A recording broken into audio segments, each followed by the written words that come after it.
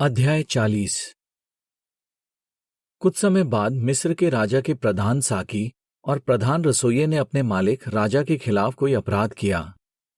इसलिए फिरौन अपने उन दोनों अधिकारियों यानी प्रधान साकी और प्रधान रसोइये पर भड़क उठा। उसने उन्हें जेल में डाल दिया, उसी जेल में जो पहरेदारों के सरदार के अधिकार में थी और जहां यूसुफ भी कैद था। पहरेदारों के सरदार ने यूसुफ को उन अधिकारियों के पास रहने और उनकी सेवा करने का काम दिया। वो दोनों कुछ समय तक जेल में रहे। जब मिस्र के राजा के साकी और रसोइया जेल में थे, तब दोनों ने एक ही रात में एक एक सपना देखा। दोनों के सपनों का मतलब अलग था। सुबह होने पर जब यूसुफ उनके पास आया तो उसने देखा कि उनका चेहरा उतरा हुआ है। उसने फिरौन के उन अधिकारियों से जो उसके मालिक के घर में उसके साथ कैद थे पूछा, क्या बात है, आज तुम इतने उदास क्यों लग रहे हो?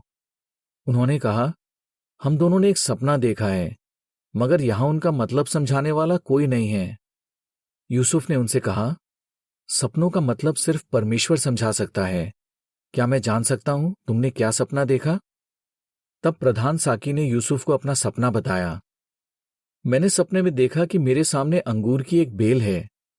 उस बेल पर 3 टहनियां थीं और उन पर नई नई पत्तियां निकलती दिखाई दीं। फिर उनमें फूल आए और उन पर गुच्छे लगे और वो पककर अंगूर बन गए।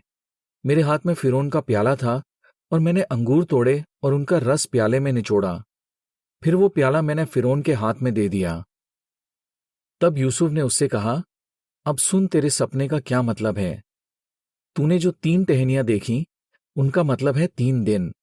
आज से 3 दिन बाद फिरौन तुझे रिहा करेगा और तुझे तेरा पद वापस दे देगा। तू पहले की तरह फिरौन का साकी बन जाएगा और उसे प्याला पिलाएगा। जब तेरे अच्छे दिन लौट आए तो मुझे जरूर याद करना, मुझ पर कृपा करना और मेरे बारे में फिरौन से जरूर जिक्र करना ताकि वो मुझे यहां से आजाद कर दे। मुझे असल में इब्रियों के देश से अगवा करके यहां लाया गया था और यहां भी मैंने कोई अपराध नहीं किया, फिर भी मुझे जेल में डाल दिया गया। जब प्रधान रसोइये ने देखा कि यूसुफ ने साकी के सपने का जो मतलब बताया वो बहुत अच्छा है, तो उसने भी यूसुफ को अपना सपना बताया। मैंने भी सपने में खुद को देखा। मेरे सिर पर 3 टोकरियां थीं और उनमें सफेद रोटियां भरी थीं।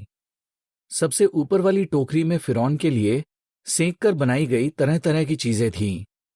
फिर मैंने देखा कि कुछ चिड़ियां मेरे सिर पर रखी टोकरी में से चीजें खा रही हैं। तब यूसुफ ने उससे कहा, अब सुन तेरे सपने का क्या मतलब है।